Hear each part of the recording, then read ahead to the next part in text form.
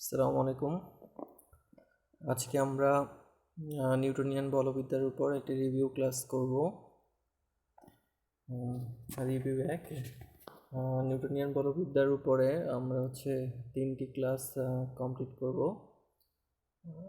এটা হচ্ছে নিউটনিয়ান বলবিদ্যার যে গণিতগুলো আছে সেগুলো নিয়ে একটি, আরেকটি হচ্ছে আমরা বেসিক ধারণা সম্পর্কিত, আরেকটি হচ্ছে এর অ্যাপ্লিকেশনগুলো নিয়ে আলোচনা করব। প্রথমে আমরা নিউটনিয়ান বলবিদ্যা সম্পর্কে একটি রিভিউ, যেমন ধরে নিই এই অধ্যায় থেকে আমরা যে জিনিসগুলো প্রথমে জানতে পারবো, যেমন প্রথমে আমরা সংজ্ঞামূলক ধারণাগুলো জানতে পারবো, এবং শুধুমাত্র নিউটনিয়ান বলবিদ্যায় যে রাশিগুলো ব্যবহৃত হয়, সেটা মৌলিক হোক যৌগিক হোক, তার এক্সপ্লেনেশনগুলো নিয়ে আমরা আলোচনা করব। তারপর সংজ্ঞামূলক ধারণাগুলো যেগুলো ভিডিওর একদম শেষের দিকে থাকবে। তারপর নিউটনিয়ান বলবিদ্যায় ব্যবহৃত যে সূত্রগুলো আছে সেগুলো আমরা ক্যালকুলাস ব্যবহার করে বিশ্লেষণ করতে শিখব। তারপর নিউটনিয়ান গতিসূত্রের যে সীমাবদ্ধতাগুলো আছে সেগুলো আমরা ব্যাখ্যা করতে পারবো। তারপর রৈখিক কৌণিক ভরবেগ সংক্রান্ত যে গাণিতিক রাশিমালাগুলো আছে সেগুলো আমরা দেখব। কেন্দ্রমুখী কেন্দ্র বিমুখী বলের ব্যবহার জানতে পারবো। তারপর স্থিতিস্থাপক অস্থিতিস্থাপক সংঘর্ষ ব্যাখ্যা করতে পারবো, এবং যাবতীয় নিউটনিয়ান বলবিদ্যার যে সূত্রগুলো আছে এগুলোর যে অ্যাপ্লিকেশনগুলো আছে এবং বাস্তব জীবনে যে ব্যবহারগুলো আছে সেগুলো নিয়েও আমরা আলোচনা করতে পারবো। এবং বলের যে প্রকারভেদগুলো আছে সেগুলোও প্রাথমিক ধারণা পাবো। সবচেয়ে বড় ব্যাপার হচ্ছে এটি একটি নোট ভিত্তিক ক্লাস, যেটা হচ্ছে আমাদের পরীক্ষায় কাজে লাগবে। যে একদম বেসিক যে ইনফরমেশনগুলো বা যে ইনফরমেশন দরকার সেগুলাই এই ভিডিওতে আছে। এই ভিডিওতে যে ইনফরমেশনগুলো আছে এগুলা প্রাথমিকভাবে ধারণা নিতে হবে এবং সেই অনুসারে প্রিপারেশন নিতে হবে। তারপর প্রথমে আমরা আসি যে রাশি, একক এবং মাত্রা, অর্থাৎ নিউটনিয়ান বলবিদ্যা সম্পর্কিত যে রাশিগুলো আছে সেগুলো আমরা এখান থেকে ধারণা নিতে পারবো। যেমন আমি যদি বলি বল, ভরবেগ, ঘাত বল, বলের ঘাত, ভরবেগের পরিবর্তন, জড়তার ভ্রামক, চক্রবর্তীর ব্যাসার্ধ, কৌণিক ভরবেগ, কৌণিক সরণ, কৌণিক বেগ, কৌণিক ত্বরণ, টর্ক। সাধারণত এই কয়টি রাশি নিউটনিয়ান বলবিদ্যার সবচেয়ে গুরুত্বপূর্ণ এবং প্রয়োজনীয়। অর্থাৎ নিউটনিয়ান বলবিদ্যা সম্পর্কিত জ্ঞান আহরণ করার জন্য সর্বপ্রথম আমাদের এই রাশিগুলোর সম্পর্কে জানতে হবে, এদের একক জানতে হবে, মাত্রা জানতে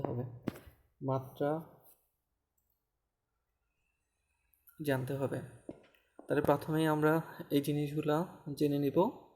এরপর আসছি যে বলের প্রকারভেদ, অর্থাৎ যেহেতু সবচেয়ে নিউটনিয়ান বলবিদ্যা নিয়ে আমরা কাজ করব, সুতরাং বলের এককের প্রকারভেদগুলো আমাদের জানা খুবই দরকার। কেননা আমরা যখন গাণিতিক সমাধান করতে যাব তখন আমাদের এককের কনভার্সনগুলো জানা দরকার এবং এককের মধ্যে সম্পর্কগুলো জানা দরকার। যখন আমরা এককগুলো দেয়া থাকবে, বিভিন্ন ধরনের একক দেয়া থাকতে পারে। যেমন আমরা জানি সিজিএস এককে বলের একক আমরা ডাইন ধরি, যেটার সাথে 1 gram into 1 centimetre per square, অর্থাৎ gram centimetre per square. MKS পদ্ধতিতে আমরা জানি সেটা নিউটন। তারপর এফপিএস পদ্ধতিতে আমরা জানি পাউন্ডাল। অর্থাৎ আবার যদি এটা হচ্ছে পরম বা নিরপেক্ষ একক হিসেবে আমরা এটা ব্যবহার করি। আবার যদি অভিকর্ষীয় একক সম্পর্কে ধারণা নিতে চাই তাহলে আমরা এক্ষেত্রেও সিজিএস, এমকেএস এবং এফপিএস এই সম্পর্কে ধারণা নিতে পারবো। তো এখানে মোটামুটি এখান থেকে এই ইনফরমেশনগুলো নিলে বা মুখস্থ রাখলে আমরা যে কোনো ম্যাথ বা যে কোনো সমাধানের জন্যই আমরা নিউটনিয়ান বলবিদ্যা থেকে যত প্রকার কনভার্সন আছে বলের, অর্থাৎ যে গণিতে যে কনভার্সনগুলো চেয়ে থাকে, আমরা সবসময় সিজিএস অর্থাৎ ডাইন এটাও দেয়া থাকে, আবার এমকেস এন দেয়া থাকে, পাউন্ডাল দেয়া থাকে, যে কোনোটা দেয়া থাকে, কনভার্সন করে এসআই এককে কনভার্ট করে নিব। এরপরে আমরা যেমন আমাদের 4টি মৌলিক বল আছে। মৌলিক বল কী জিনিস? যে সকল বল মূল বা অকৃত্রিম, অর্থাৎ অন্য কোনো বল থেকে উৎপন্ন হয় না বা অন্যান্য বলের সকল বলের প্রকাশ ঘটে, তাকে আমরা সাধারণত মৌলিক বল বলে থাকি। পৃথিবীতে এখন পর্যন্ত যে বলগুলো মৌলিক বল হিসেবে বিবেচনা করা যায় সেটা হচ্ছে মহাকর্ষ বল, তড়িৎচুম্বকীয় বল, সবল নিউক্লিয় বল, দুর্বল নিউক্লিয় বল। অর্থাৎ পৃথিবীতে যে সমস্ত বলের উদ্ভব হয়েছে বা যেটা আমরা বল বলে চিনি, যেমন আমি একটা বস্তুকে ধাক্কা দিলাম, অর্থাৎ আমি যেখানে বল প্রয়োগ করেছি এটাও এক ধরনের বল। অর্থাৎ এটাকে তো আমরা মহাকর্ষ, দুর্বল নিউক্লিয় বল, তড়িৎচুম্বকীয় বল কিংবা সবল নিউক্লিয় বল কোন ক্রাইটেরিয়া ফেলবো, এই ধরনের ধারণাগুলো অর্থাৎ কম্পারিজনগুলো আমরা এখান থেকে নিতে পারবো। অর্থাৎ পৃথিবীতে যত ধরনের বল আমরা দৃশ্য কিংবা অদৃশ্য যে কোনো ধরনের বল, এই 4টা বলের অন্তর্ভুক্ত। অর্থাৎ এই 4টি বল থেকেই, মৌলিক বল থেকেই অসংখ্য বলের সৃষ্টি। তাহলে এদের এই মহাকর্ষ বল এবং শক্তির ক্ষেত্রে যদি আমরা বিবেচনা করি, এখানে বিভিন্ন কম্পারিজনগুলো দেয়া আছে এবং তাদের যে কণাগুলো দেয়া আছে, তাদের উৎস দেয়া আছে, এবং কোন কোন কণা প্রভাবিত করে এবং কোন মৌলিক বল, যেমন মহাকর্ষ বল সকল পদার্থকে প্রভাবিত করতে, অর্থাৎ পৃথিবীতে আমরা যে কোনো বস্তু দেখতেছি সকল পদার্থকেই এটি কি করে? প্রভাবিত করে। এই দুর্বল নিউক্লিয় বল অর্থাৎ ল্যাপটন কণাকে প্রভাবিত করে, কেবলমাত্র ল্যাপটন কণাকে প্রভাবিত করে।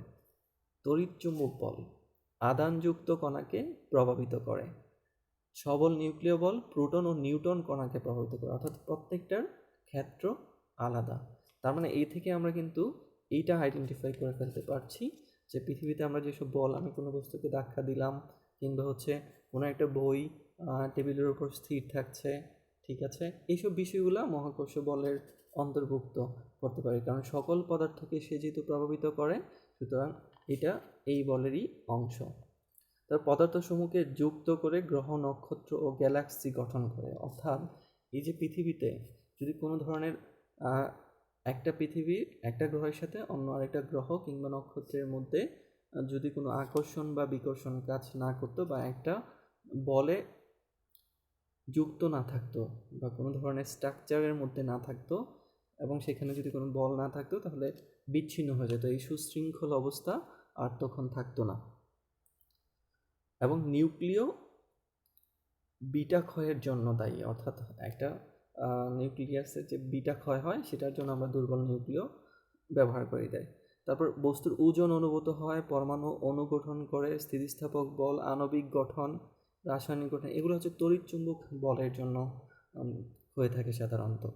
তারপর যদি আমি কোনো প্রোটন বা নিউট্রনকে একত্রে আবদ্ধ করে নিউক্লিয়াস গঠন করি, ঠিক আছে, সেক্ষেত্রে সবল নিউক্লিয় বলই দায়ী। অর্থাৎ যখনই আমি নিউক্লিয়াসের গঠনটাকে সুগঠিত করতে পারবো, অর্থাৎ আবদ্ধ রাখতে পারবো প্রোটন নিউট্রনকে, সেটা হচ্ছে সবল নিউক্লিয় বলের ধারণা। এই ছিল মোটামুটি বলের প্রকারভেদ। আবার একটা কথা আছে যে এই সকল বল, যেমন সবল নিউক্লিয় বলের কারণে প্রোটন নিউট্রন একত্রে আবদ্ধ হয়ে নিউক্লিয়াস গঠন করে। এই বলের বাহক কণিকা হচ্ছে ম্যাসন এবং নন, অর্থাৎ প্রত্যেকটা বলেরই কিছু বাহক কণিকা থাকে। এই বাহক কণিকার মাধ্যমেই স্থানান্তরিত হয় বা বিভিন্ন ব্যাসে প্রকাশিত হয়। অর্থাৎ দুর্বল নিউক্লিয় বলের কারণে বিটা ক্ষয়, এটা আমরা জানি। এই বলের বাহক কণিকা হচ্ছে কি ডব্লিউ ও জেড বোসন, অর্থাৎ প্রত্যেকটারই হচ্ছে কি আলাদা আলাদা বাহক কণা আছে। যেমন মহাকর্ষ বল নক্ষত্রগুলো একত্রিত করে গ্যালাক্সি গঠন করে। তাহলে এই বলের বাহক কণিকা হচ্ছে গ্র্যাভিটন। এই ছিল বলের প্রকারভেদ এবং মৌলিক বল সম্পর্কিত প্রাথমিক ধারণা।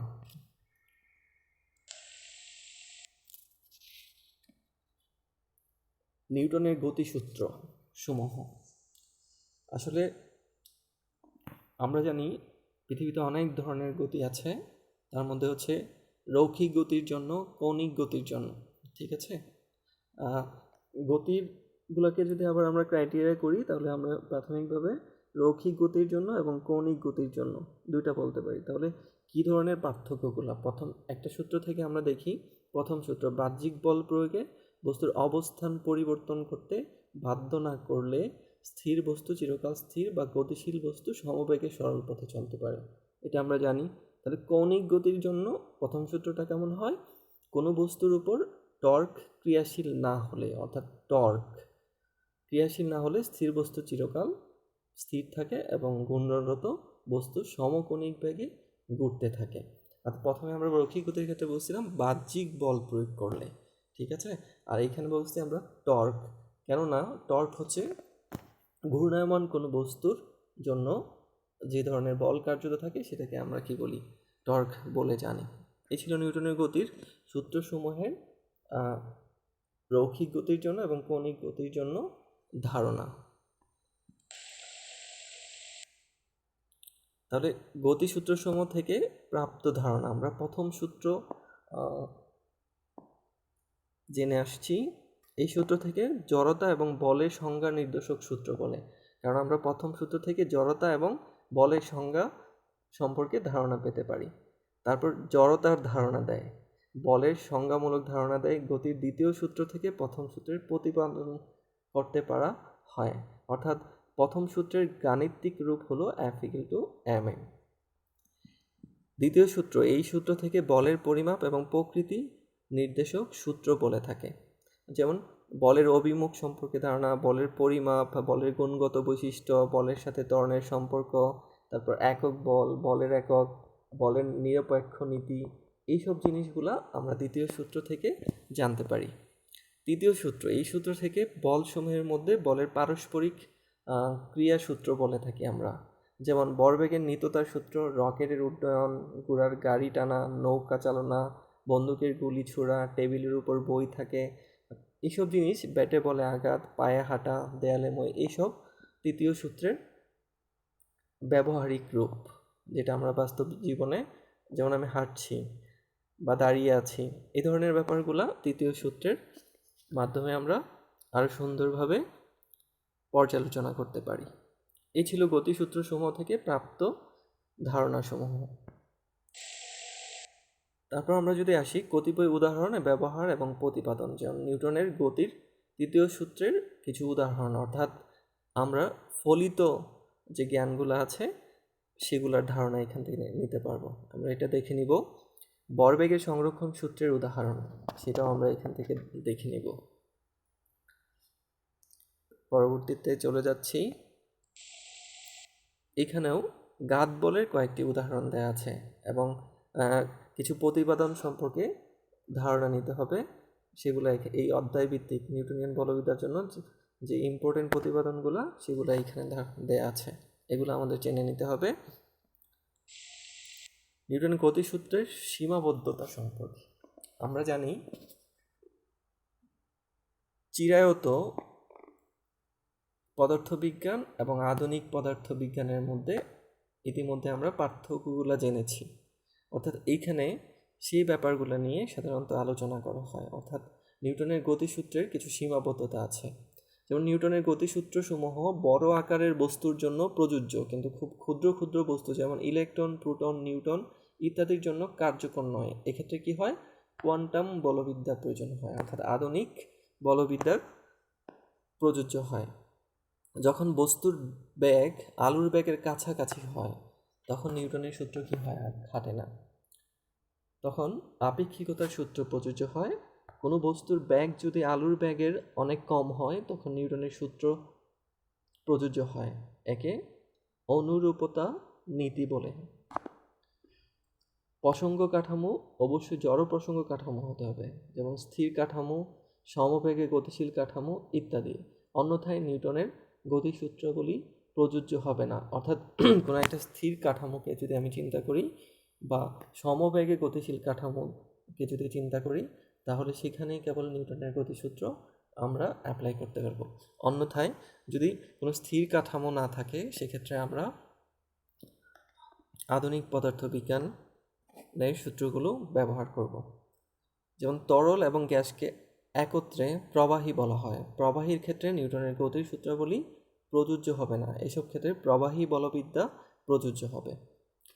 তাপ সঞ্চালনের ক্ষেত্রে নিউটনের গতি সূত্রাবলী প্রযোজ্য হবে না। এক্ষেত্রে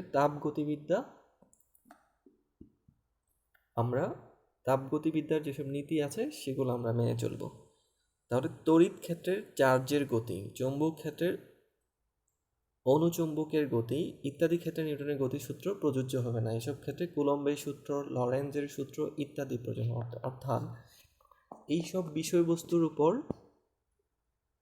আমরা এখান থেকে যেটা জানতে পারি যে সুনির্দিষ্ট কিছু বিষয়বস্তু নিয়ে আমরা নিউটনের গতিসূত্রগুলোকে প্রয়োগ করতে পারবো। এবং অন্য সব সেক্টরে, অর্থাৎ যেসব যেমন এখানে আমরা বলেছি যেমন ফ্লুইড প্রবাহীর ক্ষেত্রে প্রযোজ্য হয় না, সেক্ষেত্রে আমরা অন্য ধরনের মেকানিজম বা মেকানিক্স ব্যবহার করব, যেমন ফ্লুইড মেকানিক্স। এই গেল নিউটনের গতিসূত্রের সীমাবদ্ধতা। জড়তা ভ্রামক নির্ণয়ের সূত্রাবলী খুবই গুরুত্বপূর্ণ এবং প্রত্যেকটারই আমাদের বইয়ের মধ্যে প্রত্যেকটারই ব্যাখ্যা এবং সমাধান দেয়া আছে, কীভাবে বের করতে হয় এবং থিওরিটিক্যালি দেয়া আছে। আমরা এই রিভিউ ক্লাস যেহেতু, সুতরাং এখান থেকে আমরা বিভিন্ন বইয়ে, হয়তো বা একটা বই 4-5টা দেয়া আছে এবং সব রাইটারের বইগুলো থেকে আমি এখানে মূল যে বিষয়গুলো পরীক্ষায় আসে সেগুলো নিয়েছে, মোটামুটি সবগুলাই আছে এখানে। এগুলো জানলেই হবে। এখান থেকে আমরা জড়তার ভ্রামকের, অর্থাৎ বস্তুটা কেমন সেই অনুসারে আমরা জড়তার ভ্রামকের সূত্রগুলো মুখস্থ করে নিব। যেমন সরু ও সুষম দণ্ডের বর কেন্দ্রগামী লম্ব অক্ষ সাপেক্ষে, অর্থাৎ সরু এবং একটা সুষম দণ্ড, এবং যদি এটার বর কেন্দ্রগামী কোন লম্ব অক্ষ বিবেচনা করি আমরা, সেক্ষেত্রে জড়তার ভ্রামকের সূত্র বা সম্পর্কগুলো এইভাবে হয়, যেমন ml²/12 সরু ও সুষম দণ্ডের এক প্রান্তে হয়। এগুলো আমরা আগেও জেনেছি, আমরা এখান থেকে কেবল সূত্রগুলো মুখস্থ করে নিব। এখানে আরও আছে, এগুলো আমরা দেখে নিব।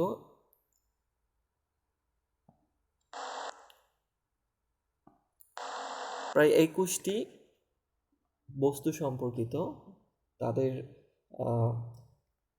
এবং বিভিন্ন মাধ্যম কিংবা সাপেক্ষে আমরা যে সূত্রগুলো পাই জড়তা ভ্রামক নির্ণয়ের জন্য, অর্থাৎ 21টি সূত্র আমরা পাই 21 ধরনের বস্তুর প্রেক্ষাপটে।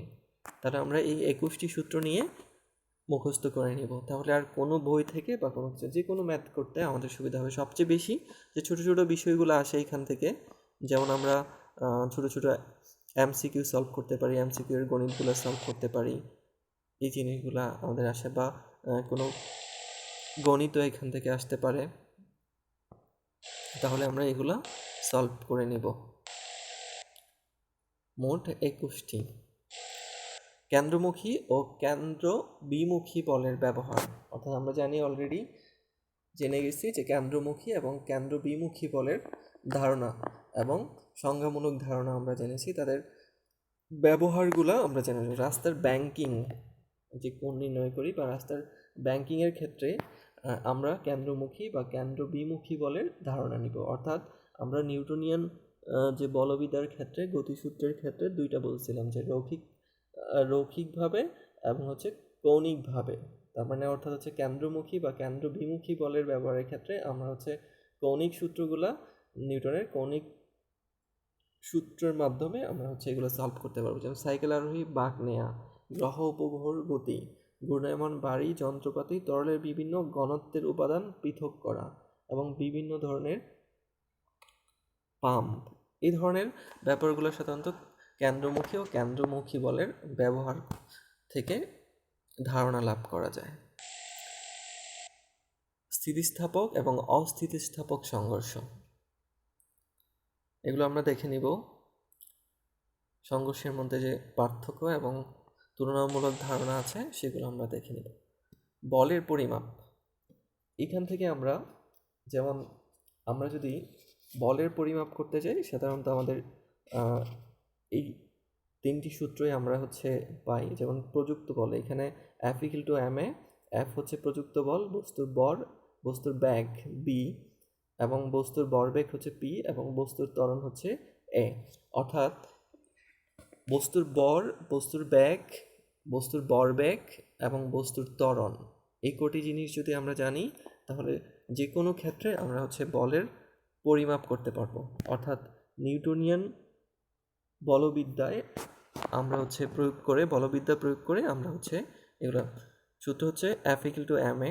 তারপর আমি যদি অর্থাৎ আমরা বলেছিলাম যে ক্যালকুলাসের মাধ্যমে নিউটনের গতিসূত্র প্রয়োগ করে বা নিউটনিয়ান বলবিদ্যায় যে সূত্র ক্যালকুলাস ব্যবহার করে বিশ্লেষণ করতে পারবো, অর্থাৎ ব্যবহৃত সূত্রগুলো। তার মানে আমি যদি ক্যালকুলাস ব্যবহার করে সূত্রগুলো বের করতে চাই, তাহলে বলের মান বের করতে চাই, তাহলে আমি dp/dt এই সমীকরণ ব্যবহার করে, তারপর আরেকটা সূত্র আছে, যদি আমি আবার এটার কনভার্সন আর কি উপরেরটা, এখান থেকে আমরা বলের মান বের করতে পারবো। গতিশীল বস্তুর ক্ষেত্রে বল, যদি কোনো গতিশীল বস্তু থাকে, গতিশীল বস্তুর ক্ষেত্রে আমরা এই তিনটি সূত্র ব্যবহার করে F = m × b - b0/t, আবার F = m × b² - b02/2s। আবার এগুলো যদি বেগ বৃদ্ধি বা ত্বরণ ঘটলে এটি ব্যবহার করব, বেগ হ্রাস বা মন্দন যদি ঘটে তাহলে আমরা সর্বশেষ সূত্রটি ব্যবহার করব। তাহলে গতিশীল বস্তুর ক্ষেত্রে আমরা বল পরিমাপের কথা জানলাম এবং সূত্র সম্পর্কে ধারণা লাভ করলাম। বলের ঘাত সম্পর্কিত যে গাণিতিক প্রবলেমগুলো এসে থাকে সবসময়, সাধারণত এই চারটি সূত্রের উপরে নির্ভর করে। এখানে যে F, del T এগুলো আছে, এগুলো আমরা দেখে নিব এবং মোটামুটি এই সূত্রগুলো মুখস্থ করে নিব।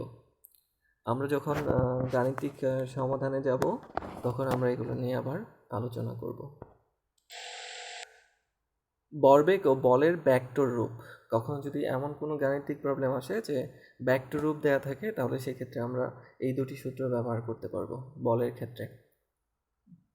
যেমন F = √f1² + f2² + 2f1 f2 cos θ, এই সূত্রগুলো আমরা ভেক্টরের প্রয়োগ থেকে দেখেছিলাম এর আগেও, এগুলো আমরা মুখস্থ করে নিব। ঘর্ষণ কোণ এবং ঘর্ষণ গুণাঙ্ক, যদি ঘর্ষণ কোণ বা ঘর্ষণ গুণাঙ্ক সম্পর্কিত কোনো গাণিতিক প্রবলেম দেয়া থাকে তাহলে সাধারণত আমরা এই পাঁচটি সম্পর্ক থেকে আমরা ধারণা নিতে পারবো। এখানে ঘর্ষণ কোণ ল্যামডা দ্বারা প্রকাশ করেছে, স্থিতি ঘর্ষণ কোণকে θf, এবং গতীয় ঘর্ষণ কোণকে θk, এবং ঘর্ষণ গুণাঙ্ককে মিউ দ্বারা প্রকাশ করা হয়েছে, এবং স্থিতি ঘর্ষণ গুণাঙ্ক μs দ্বারা প্রকাশ করা হয়েছে, এবং গতীয় ঘর্ষণ গুণাঙ্ককে μk দ্বারা প্রকাশ করা হয়েছে। অবিলম্ব প্রতিক্রিয়া বল R এবং সীমান্তিক স্থিতি ঘর্ষণ, অর্থাৎ এই প্রত্যেকটা প্যারামিটার সম্পর্কে আমরা ধারণা লাভ করে আমরা এই নিচের পাঁচটি সম্পর্কের মাধ্যমে ঘর্ষণ কোণ এবং ঘর্ষণ গুণাঙ্ক সম্পর্কে ধারণা লাভ করতে পারবো। বন্দুকের গুলি ছোড়া এবং পশ্চাৎবেগ, এটা আমরা আগেও জেনেছি, আমরা এখান থেকে এই সম্পর্কে ধারণা নিয়ে নিব। রকেটের উড্ডয়নজনিত যে সূত্রাবলীগুলো আছে এবং যে ধরনের প্যারামিটারগুলো আছে সবগুলো এখানে একসাথে দেয়া আছে, সে সম্পর্কে আমরা ধারণা লাভ করব। এখানে যে সম্পর্কগুলো দেয়া আছে সেগুলো আমরা মুখস্থ করে নিব, প্রত্যেকটা প্যারামিটার দেয়া আছে এবং বিস্তারিত বলা আছে। জড়তার ভ্রামক এবং কৌণিক গতিসূত্রের ক্ষেত্রে আমরা এখানে প্রত্যেকটা প্যারামিটার আলাদাভাবে বলা আছে, পরিচয় করা আছে এবং সেই সম্পর্কে আমাদের সূত্রগুলো বলা আছে। আনুভূমিকভাবে ঘূর্ণনরত বস্তুর গতিসূত্র, সেক্ষেত্রে আমাদের এখানে 3টি সূত্র আছে, এগুলো আমরা মুখস্থ করে নিব। জড়তার ভ্রামক সংক্রান্ত 2টি উপপাদ্য আছে, এগুলো নিয়ে আমরা পূর্বে আলোচনা করেছি। এখান থেকে আমরা এই 2টি সূত্র মুখস্থ করে নিব। কৌণিক ভরবেগ, অর্থাৎ আমি যদি এর আগে আমরা ভরবেগ সম্পর্কে জেনেছি, যেটা হচ্ছে রৈখিক গতির ক্ষেত্রে ছিল। এখন আমরা হচ্ছে কৌণিক ভরবেগ সম্পর্কে, এখানে যে প্যারামিটারগুলো দেওয়া আছে এটা আমরা জেনে নেব, এবং এখানকার যে 3টি সম্পর্ক আছে বা 3টি সূত্র আছে এগুলো আমরা মুখস্থ রাখবো। তাহলে কৌণিক ভরবেগ সম্পর্কিত যে গণিতগুলো আছে সেগুলো আমরা সলভ করতে পারবো। কৌণিক ভরবেগের নিত্যতা সূত্র, এটি খুবই গুরুত্বপূর্ণ সূত্র এবং এখান থেকে প্রায় ম্যাথ আসে। আমরা এইখান থেকেও যে প্যারামিটারগুলো আছে এগুলো সম্পর্কে ধারণা নিব এবং সূত্রগুলো মুখস্থ করে নিব। তাহলে কৌণিক ভরবেগের নিত্যতা যত সম্পর্ক আছে সেগুলো আমরা গাণিতিকভাবে প্রকাশ করতে পারবো। টর্ক সম্পর্কিত, এটি খুবই গুরুত্বপূর্ণ আরেকটি টপিক, যেখান থেকে প্রায়ই সৃজনশীল প্রশ্ন এসে থাকে। আমরা এখান থেকেও সামগ্রিক ধারণা নিয়ে নিব, অর্থাৎ হচ্ছে রৈখিক ক্ষেত্র এবং কৌণিক ক্ষেত্র এবং এদের ব্যবকলনী রূপগুলো সহ আমরা এখান থেকে মুখস্থ নিব। তাহলে টর্ক সম্পর্কিত সকল সমাধান করতে পারবো। কেন্দ্রমুখী ত্বরণ, এটাও বলা আছে এখানে, অর্থাৎ আমি ইতিমধ্যে যে গণিতগুলা কিংবা হচ্ছে যে সূত্রগুলো দেখাচ্ছি এই অধ্যায়ের এই সূত্রগুলাই আমাদের হচ্ছে জানতে হবে এবং ধারাবাহিকভাবে আমাদের সমস্ত সূত্রগুলা এবং তাদের প্রত্যেকটার প্যারামিটার দেয়া আছে, তাদের ধারণা দেয়া আছে। আমরা এখান থেকে এগুলো মুখস্থ নিলে সমস্ত যে রাশিমালা আমরা দেখিয়েছিলাম এর আগে সবগুলো আমরা কি সলভ করতে পারবো। কেন্দ্রমুখী বলের ধারণা, এখানেও 3টি সূত্র আছে। সাধারণত যে কোনো ম্যাথ এই 3টি সূত্রের উপর নির্ভর করে আমরা সলভ করতে পারি। ব্যাংকিং ক্ষেত্রে যে রাশিমালাগুলো থাকে, অর্থাৎ আমরা হচ্ছে ব্যাংকিংয়ের ক্ষেত্রে যে অবিলম্ব প্রতিক্রিয়া বল আর বাঁকে উৎপন্ন কোণ, তারপর বস্তুর যানবাহনের মোট ভর, অভিকর্ষ ত্বরণ, বস্তুর গতি, বৃত্তাকার পথের ব্যাসার্ধ, প্রত্যেকটাই আলাদাভাবে বলা আছে। এখানেও উলম্ব উপাংশের ক্ষেত্রে একটা সূত্র এবং অনুভূমিক উপাংশের ক্ষেত্রে 2টি সূত্রই দেয়া আছে। ব্যাংকিং কোণের রাশিমালা নির্ণয়ের ক্ষেত্রে আমরা নির্ণয় করে আমরা হচ্ছে 2টি সূত্র হয়, যেমন সাইকেল, মোটর সাইকেল ইত্যাদির ক্ষেত্রে, আবার হচ্ছে গাড়ি বা ট্রেনের ইত্যাদির ক্ষেত্রে যে 2টি সূত্র পাই। তাহলে এখানে এই 2টি সূত্র নিয়ে আমরা হচ্ছে ব্যাংকিং কোণের রাশিমালাগুলো নিয়ে আমরা হচ্ছে, যেমন সাইকেল বা মোটর সাইকেল ইত্যাদির ক্ষেত্রে আমি যদি ব্যাগ বের করতে চাই কিংবা হচ্ছে তার বৃত্তাকার পথের ব্যাসার্ধ বের করতে চাই কিংবা গাড়ির ব্যাগ জেনে তার ব্যাংকিং কোণ নির্ণয় করতে চাই, তাহলে আমি খুব সহজেই এই সূত্রের সাহায্যে বের করতে। আবার গাড়ি বা ট্রেনের ইত্যাদির ক্ষেত্রেও যদি আমি ব্যাংকিং কোণ নির্ণয় করতে চাই তাহলে রাস্তার প্রস্থ জানতে হবে এবং রাস্তার উচ্চতা জানতে হবে। নিরাপদ বাঁক নেওয়ার শর্ত, অর্থাৎ আমি যদি নিরাপদে বাঁক নিতে চাই ব্যাংকিংয়ের ক্ষেত্রে বা ঘর্ষণ গুণাঙ্কের ক্ষেত্রে, অর্থাৎ যেখানে একটা রাস্তায় ঘর্ষণ গুণাঙ্ক মেজারমেন্টের ক্ষেত্রে যদি আমি নিরাপদে বাঁক নিতে চাই তাহলে অবশ্যই আমাকে এই যে সূত্রগুলো দেয়া আছে এই শর্তগুলো আমরা মেনেই আমাকে হচ্ছে কাজ করতে হবে, তাহলে আমি নিরাপদে বাঁক নিতে পারবো এবং এই সম্পর্কিত যে গাণিতিক প্রবলেমগুলো আছে এগুলো আমরা সহজেই সলভ করতে পারবো। একমাত্রিক সংঘর্ষ, অর্থাৎ বিচ্ছিন্ন সংঘর্ষ কিংবা হচ্ছে মিলিত সংঘর্ষ, এই দুটার ক্ষেত্রে আমরা হচ্ছে কখনো সংঘর্ষের পর মিলিত বেগ, আবার সংঘর্ষ, যেমন দুইটা বস্তু যদি দুই পাশে এসে একই দিকে চলে যায়, একটার সাথে আরেকটা লেগে সামনের দিকে চলে যায়, যেটাকে আমরা বলি মিলিত বেগ। আবার হচ্ছে দুইটা দুদিকে চলে যায়, অর্থাৎ আপনার বিচ্ছিন্ন সংঘর্ষ বেগ। তবে এখান থেকে আমরা একমাত্রিক সংঘর্ষ সম্পর্কে ধারণা নিতে পারবো। আবার হচ্ছে স্থিতিস্থাপক সংঘর্ষ বা সমস্যা সম্পর্কে ধারণা নিতে পারবো।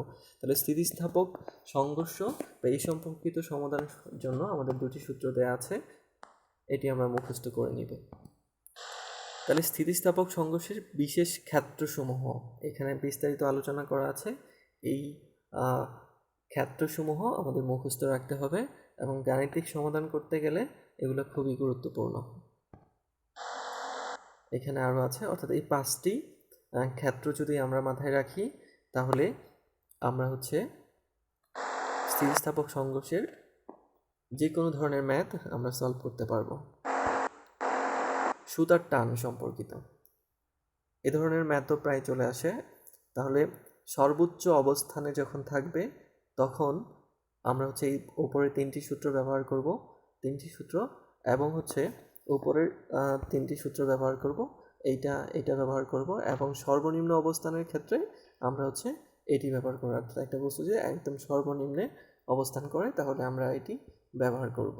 তাহলে এই সম্পর্কিত সুতার টান সম্পর্কিত এই 6টি সূত্র জেনে আমরা হচ্ছে মোটামুটি সলভ করতে পারবো। তারপর কেন্দ্রের লেভেলে যদি থাকে এখানে আরও 6টি সূত্র আছে, সেটিও আমরা জেনে সলভ করতে পারবো।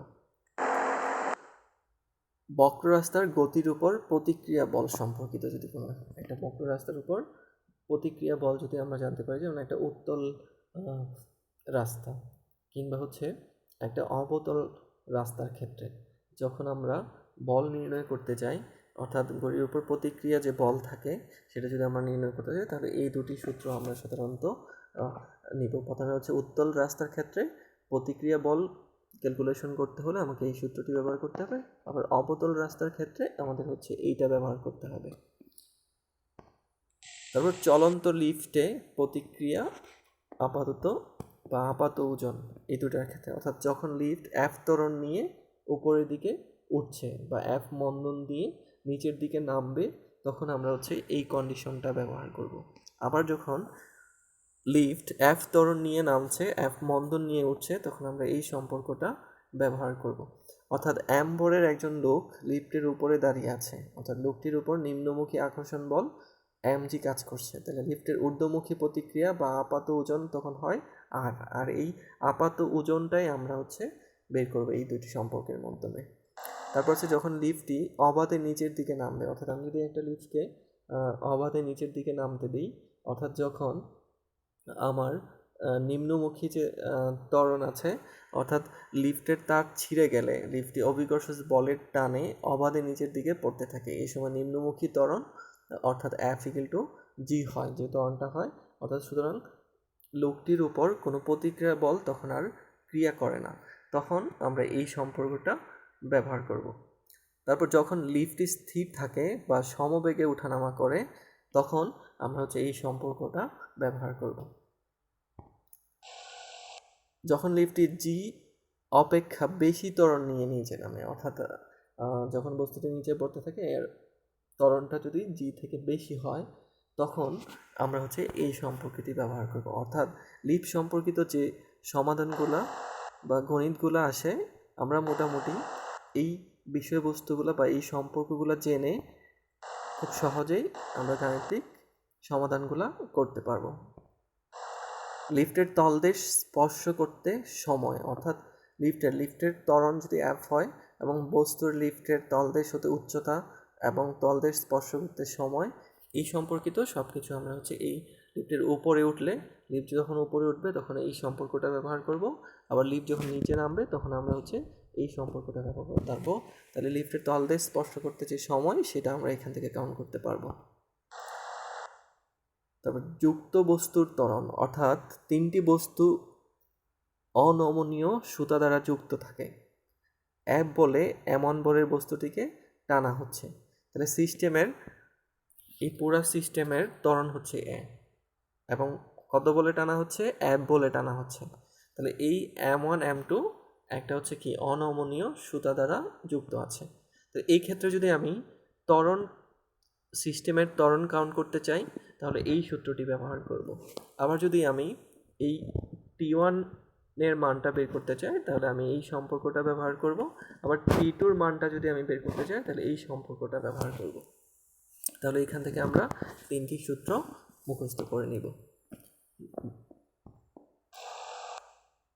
লিভারে ঝুলন্ত বস্তুর ক্ষেত্রে ত্বরণ, অর্থাৎ M1 এবং হচ্ছে M2 এই দুটি বস্তু অনমনীয় সুতা দ্বারা যখন যুক্ত থাকে এবং সিস্টেমের ত্বরণ যখন A হয় এবং সুতার টান যখন এই সুতার যে টান আছে এটা যদি T হয় তাহলে এবং M1 যদি M2 থেকে বড় হয় তাহলে সেক্ষেত্রে আমি যদি অর্থাৎ সিস্টেমের যে ত্বরণটা আছে সেটা যদি ক্যালকুলেশন করতে চাই তাহলে আমার কি হবে, এই সম্পর্কটা ব্যবহার করতে হবে।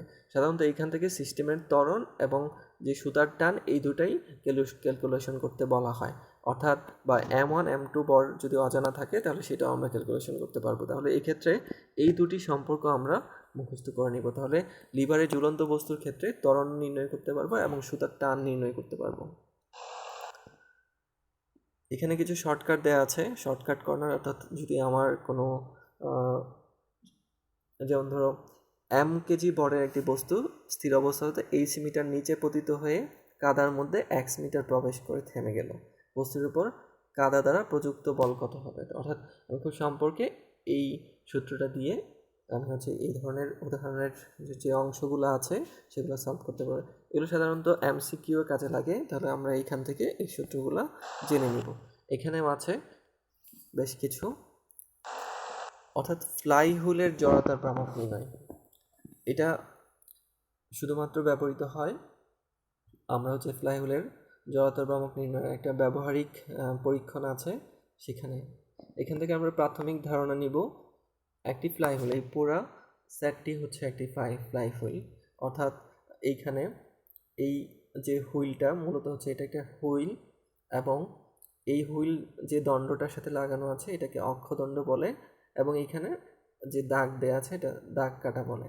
অর্থাৎ এই অক্ষদণ্ড এবং রাশি বর এবং এই বল বেয়ারিংয়ের সাথে লাগানো থাকে। অর্থাৎ যখনই আমি এই হুইলটাকে হাত দিয়ে বা ঘোরানোর চেষ্টা করবো সহজেই ফ্রিকশনলেস ঘুরতে থাকবে।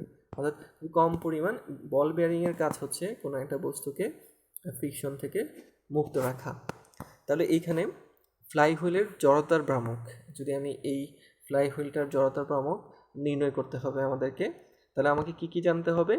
বস্তুর বর সম্পর্কে জানতে হবে, অর্থাৎ এই বরটা আমাকে জানতে হবে।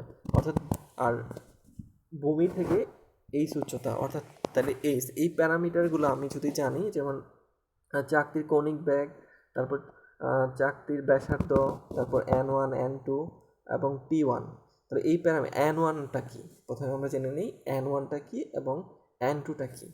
অর্থাৎ আমি যখন একটা সুতা একটা ওজন, অর্থাৎ ধরে নিলাম এইটা আমার ভূমি, এটা আমার ভূমি, এখান থেকে ভূমি থেকে এই ওজনটা যত দূর থাকবে, ঠিক আছে, এইটা আমার ভূমি থেকে উচ্চতায়, অর্থাৎ এইখান থেকে আমি মিটার স্কেলের সাহায্যে উচ্চতায় আমি এই মানটা নিয়ে নিতে পারবো, ঠিক আছে। তাহলে এটা প্যারামিটার মান, অর্থাৎ ভূমি থেকে আমি যখন এইখানে সুতাটা পেঁচাবো, অর্থাৎ যতটা আমি টান দিব, যতটা টানই দেই না কেন, এটা যখন ভূমি থেকে যতটুকু উপরে উঠবে সেটা এর মান। আর রাশি অক্ষদণ্ডে থাকা পর্যন্ত ঘূর্ণন সংখ্যা n, অর্থাৎ আমি এইখানে আমার ইচ্ছে মতো যে কয়বার সুতাটা প্যাঁচ দিব, প্যাঁচ দেওয়ার পরে আমি যখন এই সুতাটাকে ছেড়ে দিব, যে মুহূর্ত থেকে ছেড়ে দিব এর পরবর্তী সময়ে এই চাকতিটা যতবার ঘুরবে সেটাই আমার N1 এর মান। অর্থাৎ রশিটি অক্ষদণ্ডে থাকা পর্যন্ত, অর্থাৎ যে মুহূর্ত পর্যন্ত এই রশিটা মাটিতে পড়ে না যাবে সেই মুহূর্ত পর্যন্ত আমি এই দণ্ডটাকে যে যখন থেকে ছেড়ে দিব সেটা আস্তে আস্তে পড়তে থাকবে নিচে, আর এটা ঘুরতে থাকবে। অর্থাৎ যে মুহূর্ত থেকে এইখান থেকে সুতাটা ছুটে নিচে পড়ে যাবে সেই মুহূর্ত পর্যন্ত এই চাকতিটা যতবার ঘুরবে সেটাই N1 এর মান। আর N2 মান যে মুহূর্ত থেকে সুতাটা ছুটে মাটিতে পড়ে যাবে সেই মুহূর্ত থেকে চাকতিটা থামা পর্যন্ত যতবার ঘুরবে সেটাই আমার কি N2। এখন যদি আমরা আসি যে আরেকটা প্যারামিটার আছে, সেটা রশিটি অক্ষদণ্ড থেকে বিচ্ছিন্ন হয়ে থেমে যেতে যে সময় হয়, অর্থাৎ যে মুহূর্ত থেকে এই রশিটি অক্ষদণ্ড থেকে ছুটে নিচে পড়ে যাবে, অর্থাৎ যে মুহূর্ত থেকে পড়ে যাবে সেই সময় যদি আমরা স্টপওয়াচ 1 করি এবং এই চাকতিটা যখন থেমে যাবে সেই পর্যন্ত যে সময়টা, সেটাই আমার কি এই T2 মান। তাহলে মোটামুটি আমরা এই প্যারামিটারগুলো সম্পর্কে জেনে তারপরে আবার এখানে আছে আমার চাকতির কৌণিক বেগ, চাকতির কৌণিক বেগ সম্পর্কে আমরা জানতে পারবো। তাহলে কৌণিক বেগ সম্পর্কে জানার জন্য আমাকে এই একটি সূত্র আছে যে আমরা জানি সম্পর্কে 4π N2/T2, আমরা N2-র মান জেনেছি এবং T2-র মান জেনেছি, তাহলে এইখান থেকে আমরা কৌণিক বেগের মানটা জেনে নিতে পারবো। এই Rটা হচ্ছে অক্ষদণ্ডের ব্যাসার্ধ, অর্থাৎ আমি চাকতির ব্যাসার্ধ বলে থাকে, এই চাকতির ব্যাসার্ধ আমরা হচ্ছে এইখান থেকে মেনে নিতে পারবো। ঠিক আছে, চাকতির ব্যাসার্ধ জানতে পারবো বা অক্ষদণ্ডের ব্যাসার্ধ জানতে পারবো এইখান থেকে বের করে। তাহলে আমরা এই সূত্রের সাহায্যে, অর্থাৎ M জানলাম, H জানলাম, তারপর কৌণিক বেগ সম্পর্কে জানলাম, ব্যাসার্ধ সম্পর্কে জানলাম, N1 N2, অর্থাৎ সবকটি প্যারামিটার জেনে আমরা খুব সহজেই এই এক্সপেরিমেন্টটা থেকে জড়তার ভ্রামক নির্ণয় করতে পারবো। এখানে নিউটনীয় বলবিদ্যা সংক্রান্ত সকল সংখ্যামূলক ধারণা সম্পর্কিত আলোচনা করা হচ্ছে এবং বিভিন্ন ধরনের বৈশিষ্ট্য সম্পর্কে আলোচনা করা হচ্ছে। আমরা এগুলো জেনে নিব এইখান থেকে, যেমন বলের বৈশিষ্ট্য, মৌলিক বল, মহাকর্ষ বল, তড়িৎচুম্বকীয় বল, ভরবেগ, ঘাত বল, বলের ঘাত, তড়িৎ ক্ষেত্র, ক্ষেত্রের প্রাবল্য, তড়িৎ ক্ষেত্র, মহাকর্ষীয় ক্ষেত্র, মহাকর্ষীয় প্রাবল্য, ভরবেগের নিত্যতার সূত্র, ঘূর্ণন গতি, তারপর হচ্ছে কৌণিক সরণ, কৌণিক বেগ, বৃত্ত, এই বিষয়গুলো আমরা হচ্ছে এখান থেকে জানতে পারবো। মোটামুটি নিউটনিয়ান বলবিদ্যা সম্পর্কিত যত সংজ্ঞা আছে, সংজ্ঞামূলক ধারণা দরকার, সবগুলোই এখানে দেয়া আছে। আমরা একটি একটি করে শিখে নিব। এখানে একটি ইম্পর্টেন্ট আছে দ্বন্দ্ব, এটি খুবই ইম্পর্টেন্ট। দ্বন্দ্বের ভ্রামক, দ্বন্দ্বের বৈশিষ্ট্য, এগুলো আমরা দেখে নিব। তারপর একমাত্রিক সংঘর্ষ, পূর্ণ স্থিতিস্থাপক সংঘর্ষ, এগুলো সাধারণত ছোটো ছোটো আসে। এখন আমরা নিউটনের গতিসূত্র এবং ভরবেগের নিত্যতার কিছু ব্যবহার, যেমন পায়ে হাঁটা, এটি একটি উদাহরণ, এগুলো আমরা পড়ে নেব এখানে বিস্তার। এখান থেকে ছোটো ছোটো প্রশ্ন আসতে পারে বা ব্যাখ্যামূলক ধারণা আসতে পারে, যেমন ঘোড়ার গাড়ি টানা, নৌকার গুণ টানা, এগুলো আমরা অলরেডি জানি, এগুলো আমরা এখান থেকে শিখে নিতে পারবো। তারপর বন্দুকের গুলি ছোড়া, তারপর অ্যাথলেটের লং জাম্প, এই বিস্তারিত বিষয়গুলো আমরা তারপর মহাশূন্যে অভিযান তথা রকেটের গতি সম্পর্কিত ধারণা নিতে পারবো। টেবিলের উপর বই থাকা, এইসব ধারণা নিতে পারবো। তারপর নৌকা থেকে লাফ দেওয়া, মোটামুটি এই কটি ধারণা নিয়েই চলবে এখান থেকে।